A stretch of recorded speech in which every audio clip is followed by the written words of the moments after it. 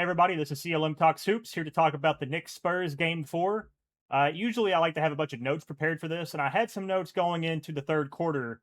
However, I stopped taking notes. Everything I have for the second half is completely off the dome. I just got done watching the game. This is about 5 minutes after everything. Uh, oh my goodness. Like as a basketball fan, this is probably the greatest game that I've ever watched, especially in the finals. It started off as legit one of the worst. I was about to turn the game off. I'm not even a Spurs or a Knicks fan, but it was so bad. First off, the Knicks looked awful. Like, you can blame the refs. The refs were horrible in that first half, but at the same time, the Spurs were hitting all their open threes. The Knicks were missing all their open threes. It just wasn't a pretty formula. I thought the game was chalked. But that's what separates me and an NBA team, right? Especially a team that's contending for a final. They did not give up. They did not think that they were chalked, and they made sure that they were going to come out there and make a statement going into the third quarter. That is exactly what they did. Before I get into that, let's touch back the first half, get that out of the way, the kind of slow build up. Spurs, you guys played a perfect first half. Like, honestly. Like I said, there's a few calls with the refereeing. Zach Zarba was the crew chief. I'm very respectful towards him. I didn't agree with all the calls, but there were some rough ones, right? Where the Karl-Anthony Towns getting 2 fouls early. Yes, they are both fouls. I'm not going to say they're not, right? I think Stephon Castle or somebody went for a layup. He fouled him. It was pretty soft, if I remember. And the Wembanyama one, it only became a foul because they challenged it. And I hate that, right? Because it was initially ruled as a Wembanyama foul. Completely justified goaltend as completely justified challenge by Mitch Johnson and their coaching staff. Because my goodness, they were able to go back 5 seconds before the shot even went up on the initial drive where Cat hooked Wembanyama's arm kind of like this. But what was weird, if anybody watched the game, Wembanyama's arm was like stuck. It was like stuck like this while he was running. And it wasn't hooked. It was like this. It was just kind of like lateral, right? That probably looked goofy as hell. You know, I see a little bit of myself, but I'm not 100% looking, so I don't know how it looked. But yeah, it was slightly hooked, which was very strange. And then they were able to reverse and give a foul call. Other than that, the best 3-point shooting you have ever seen in the first half. Every single time one of them shot, I was like, go ahead and count it. Every single time. That's a bucket. That's a bucket. That's a bucket. Every single shot that was going up was a bucket. 14 threes. I'm pretty sure they ended the first half with 14 and 22. The Knicks, I don't remember how many they ended up with. I want to say it was low as hell, maybe like even at the realms of like 3 to 6, somewhere around there. But it was disgusting. I mean, they were down by 27, something like that. I'm pretty sure the score was like 76 to 59. I think that's what it was at. Or 49. I think it was 49. Yeah. 76 to 49. That was at one of the times. And they were able to get it all the way up to a 29-point lead in the third quarter. Me and almost everybody else thought this game was chalked. Like I talked about, I thought we were going to be going into game 5 with a split 2-2. But then they started inching at it. They started piecing together some runs. They were hitting threes. Their third quarter was pretty fantastic. And, you know, by that metric, they won the battle. I mean, like I think they ended up like plus 14, right? Or plus 12, one of the two. And plus 12 is a good quarter. But when you're down by 30, it's really not. You know, like you're just kind of hoping that you're able to do it again. And most of the time you can't. Usually those runs are kind of like subsidized in one of the quarters. It's kind of hard to carry that stretch all the way throughout. But you know, one team that has come back like that, just in general, throughout these playoffs, I'll give you a hint. They just did it again because as everybody knows, the New York Knicks came back in the fourth quarter. Now, this is just one quarter. The New York Knicks came back 24, 22. Like, they were down by 20-something against the Cleveland Cavaliers in that first game, and that's what killed them. That one game is what killed the momentum because the Cleveland Cavaliers were not bums. They were a good team. You don't make the Eastern Conference Finals as a bum, right? So being able to do that, come back down that much amount, and win the game and win a series to go against the Western Conference Finals champions who were favored, and my words and almost anybody else besides the New York Knicks fandom and maybe salty OKC fans that want to see Wemby's downfall, we all had Spurs winning. And like I said, I would have put money. If I was a betting man in that first half, I would have lost a lot of money because that was a damn near a surefire bet. A team down 30, your mental shot. You know, like it's done. You know, you just got to move on. But like we talked about, going into that third quarter, bringing it down to 15, and then we get to the fourth quarter. One of the most exciting 12 minutes of basketball that I've ever seen in my life. Ever. I am rooting for the Knicks. This is like the first time ever in my life that I am like officially a Knicks fan. And yeah, I'm an OKC fan. You know, I'm not trying to play the salt victim card and all that stuff. It's just, I like to, if your team's eliminated, I feel like a lot of people like to bet on the underdog, or maybe they have like a player that they really like on their team. But the Knicks are the underdog, even though they were up in the series and they're down 30. So betting on the underdog in this series, you know, like I want to see them win. I want to see a 3-1. You know, I want to see this team come back down 30. And I had not a single inkling in my mind that they were going to do that. But going into the fourth quarter, the Spurs have cooled the hell off. Their threes have stopped. Look at these stats that I see right next to me. Julian Champagnie was 1 for 7. I think he hit a three in the first half. I don't remember exactly when he hit a three, but yeah, like these aren't good. Devin Vassell was 4 for 4. Maybe he went 5 for 5. Then he ended the game 5 for 8. So I can't get mad at him. Devin Vassell did his thing. He was there to shoot, and he shot well, and he played decent defense, right? De'Aaron Fox, which we will get into De'Aaron Fox, unfortunately. He had a pretty good game. You know, 18 points on 16 shots, not the greatest, but he had 5 rebounds, 7 assists. For De'Aaron Fox, that is a pretty good game, right? And if you hit 4 threes as De'Aaron Fox, that is all you really need. Like that is a really good De'Aaron Fox game. Wembanyama, I think they said that he missed his last 10 shots at one point, and then he kind of picked it up a little bit, not enough, finished the game down in 25. The Spurs look lost. And this is a credit to just how deadly the Knicks are, or how sorry Oklahoma City is. Because this is a team that fought through resilience to get back to where they were, and they were able to get the Spurs right where they wanted them because the Spurs were not a good closing team. OKC did not have the same answer to that. OKC lost a lot of games within the clutch, right? It's just, it is what it is. You're the clutch player of the year. Maybe we should be giving that award to Jalen Brunson. You know, like, my goodness, everything he did in the fourth quarter, every shot, I was like, that's in. And, you know, he didn't hit every single shot. I mean, that one that he took for the win almost, I thought was going in. It was that close. It hit like front right rim and all that stuff. But let's get into the clutch time. Oh, what happened to my camera? Hold up. Camera messed up there. I don't know what happened there. But let's get into the clutch time talks, right? This is anybody that was here watching, you know, hopefully you weren't asleep during this. I understand if you did go to sleep because we all thought this game was done. Let's talk about these 5 minutes, right? They were able to close within 7, got it within 4, went back to 5, went back to 7, got it within 4. Very close game, and then they started threading it. One of the biggest things that was going on is that the Spurs are just not built for these moments currently. Will I eat these words at some point if they ever come back and, you know, 3-1 series, win every single game from here on out? Sure, you know, like it is. If I want them to win, they have to have a demanding lead going to the fourth quarter, and that was proven wrong this time. They had the definition of a demanding lead. But let's talk about some specific players and their heroics and their terroristic acts, almost, according to franchises, right? Let's start with the bad. There's no easy way to say this. I am a University of Kentucky fan.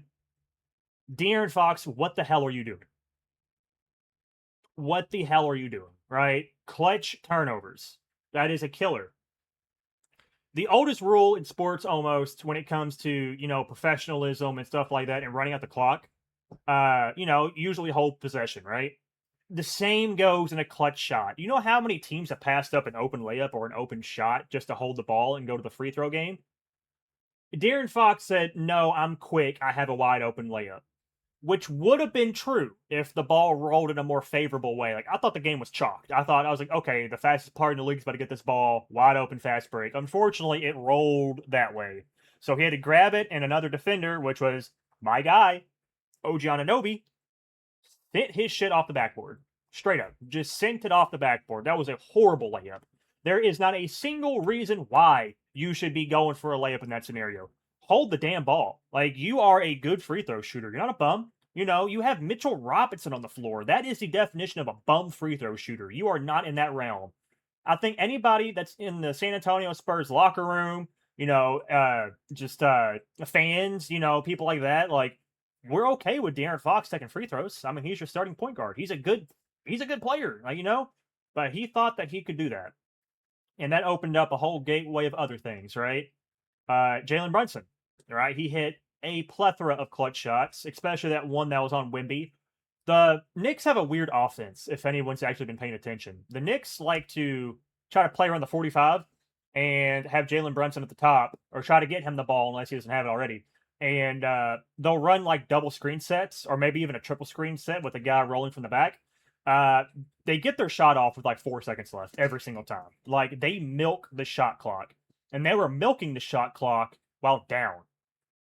Do you have any idea how dangerous that is? Like, you have to be so confident in your shots to kind of be like, all right, let's get our play, let's get it set up, and let's run it. And that is what they did, right? I believe there's a clip of Kobe Bryant that's been going around recently of just talking about like teams these days are dribble drive, penetrate, and then pass out to an open shooter, right? Oklahoma City Thunder is that team. That was that team, right? We kind of watched Shai Gilgeous-Alexander go up, go for a layup, go for a shot fake or whatever, and then pass to his teammate. The Knicks, everything they do is a play, and that is a credit to Mike. Mike. Oh my goodness, Mike Brown? Yeah, Mike Brown, dude. Oh my God, that's bad. That's bad. Forgetting Mike Brown's name. I want to say Mike D'Antoni because he used to be the old coach of the Knicks way back in the day. So I apologize. Mike Brown. That is a credit to Mike Brown, Rick Brunson, and all them people. Just everybody in that coaching staff, phenomenal job of being able to have that game plan of literally having a killer mentality to do those sort of things. And that led to an interesting play with Jalen Brunson where he caught it with 5 seconds left and he took a three and it didn't go in, right? I like the play, personally. I think the best way to go against a young defense is to catch them off guard. Nobody in the world would have thought Jalen Brunson was going to pull up 32 feet and go for a killer on two people with Wimby there. That shot did so much. It is so smart. I don't know if it was the official play call for Jalen Brunson to do that because everybody knew Wimby was going to switch off and try to help, right? I mean, like, it's 5 seconds. It's not a layup. It's not a dunk. It's going to be a shot, maybe. It depends on how you play your defense. But getting Wimby out of the paint and taking the shot immediately opens up things. It opens up box outs. They forgot to box out the man that inbounded the damn ball. And OG Anunoby is we had the captain of New York. Like, this guy is damn near the saint of New York. He is the hero of New York because that is the most impressive play that I have seen with my own two eyes in God knows how long. The heroics to find the seam, like straight up, he's a running back, ABC gap. Like, he split those gaps, ran down the middle, got a putback layup. I don't know. Some of you guys probably haven't played any sort of basketball, right? I know when I've played basketball, I've never been in a scenario where I can jump up high enough to tip and get a, putback layup like that, right? Like, it's always like a come down with it. Or if it's a putback layup, I'm a foot under the rim. I'm 5'9". I'm a white dude. I can't dunk. I'm no OG Anunoby, right? But for him to do that and find the control to hit that layup is astounding. That is the best play I have ever seen, right? Like, this is almost... I mean, we saw the Luke Cornett Game 7 block. This is better than that, in my opinion, right? This may not be a Game 7, but this is the cap off a 29-point comeback. He's the last point, and he did what he needed to do. He isn't a center. Maybe OG Anunoby's done a lot of, like, putback drills and stuff like that. I mean, he's an NBA player. He's a small forward, potentially. But he ain't doing it like a center, right? Like, if this was, like, Wembanyama, Mitchell Robinson, or Karl-Anthony Towns, it'd make it's impressive. But it's not as impressive as a guy like OG Anunoby to come off the weak side like that because they forgot to box out. Going back to box outs, we cannot leave Josh Hart out of this. Josh Hart was almost public enemy number 1 in New York City. Almost public enemy number 1. In his defense, Stephon Castle is a very athletic guy, so I don't know how I would react if I'm running for a dunk or a layup and Stephon Castle's heavy feet is behind me, right? If there's a time to miss an open layup and an open dunk, it is not to cap off a 29-point comeback and almost sell the game. Almost sell the game. Because the play right after, he got a clutch stop, which I told my homies that he was kind of, he got his bread back. Then the play after, where he didn't box out. And he let Stephon Castle go all the way around because Josh Hart was ball watching. Somebody took a deep shot. I don't remember who it was, but someone took a deep shot and they were able to get the ball. And Stephon Castle grabbed it and went for a putback. Thankfully, Josh Hart used a good foul there. Stephon Castle's been an excellent free throw shooter. I'm pretty sure he ended the game 8 for 8. So yeah, not the best person to the free throw line, but it's better than giving up an open, uncontested putback layup. I thought that was going to be the worst play of the game. I really did. I straight up said I was like, there ain't nothing worse than blowing an open dunk. But you know what is worse than blowing an open dunk slash layup? Not holding the ball and then going up for a 100% smothered layup on OG Anunoby. OG Anunoby had the defensive play and the offensive play in back-to-back possessions to seal the game. Like, he is damn near Finals MVP at this point, right? Like, obviously, I mean, like I'm looking at Josh or Jalen Brunson's stats here. 36, 5, 7, 3 steals. 36 of 25 shots. It's back at that 25 shot mark I mentioned. But like I said, who else is taking the shots? Because it ain't Cat. Cat got 2 fouls early and was out the game. He took 5 shots. OG Anunoby has shown why he's that guy. He's no Mikal Bridges apparently with 5 first-round picks or 5 picks in general. But he's showing the world that he's a champion. He's been in these positions before, right? He was a contributing piece for the Toronto Raptors. Everyone talks about Kawhi Leonard. OG Anunoby had a hell of a series for like the entire time. He was legit. He was a good player. And I know a lot of Raptors fans were upset when he went to New York, right? But yeah, Knicks fans, I'm happy for you. The game ain't over, series ain't over. I don't want to jinx y'all, but that first half was so rough. Just as a fan of the sport, on just how bad it was being refed. There was probably a lot of bad calls that were in the third and fourth quarter. I did not have my referee goggles on during that time. I was watching as a fan, not as a YouTuber slash commentator or anything like that. I was just trying to enjoy the moment. So I'm not too sure on what was. I'm going to assume maybe the Knicks got fed a little bit. I mean, a 29-point comeback, that's hard to do by yourselves, but it was in the first half. Things that I think need to be said regarding Game 5 is we're going back to San Antonio. The Knicks won both games. Do I think the Knicks will close out this series in San Antonio? I'm going to say yes. Yeah, I think my initial pick was wrong when I said Spurs in 5. I think it's going to be Knicks in 5 now. You're deflated. It's going to be extremely hard for the San Antonio Spurs to come back blowing a 30-point lead. This is the largest finals deficit ever. And they came back from it. No team has ever done that. This is the first time, right? I don't know what you say in the locker room. It was like De'Aaron Fox. I looked it up during this whole thing. His social media, like everything's turned off, right? Like he's going through it. De'Aaron Fox, keep your head up. That's about all I can say. Like I thrashed on you for about a minute straight. But I mean, dude, you got to keep your head up. Your team needs you going into Game 5. You had a bad play. Don't pull a Chet Holmgren. You know what I mean? Like, just because you had a bad play and you may have cost the game doesn't mean you can cost a series, right? You still have arguably the greatest player on your team. Stephon Castle is a baller. Dylan Harper is a baller. Julian Champagnie didn't have a good game today, but he's still a baller. Like, you guys have really good teams.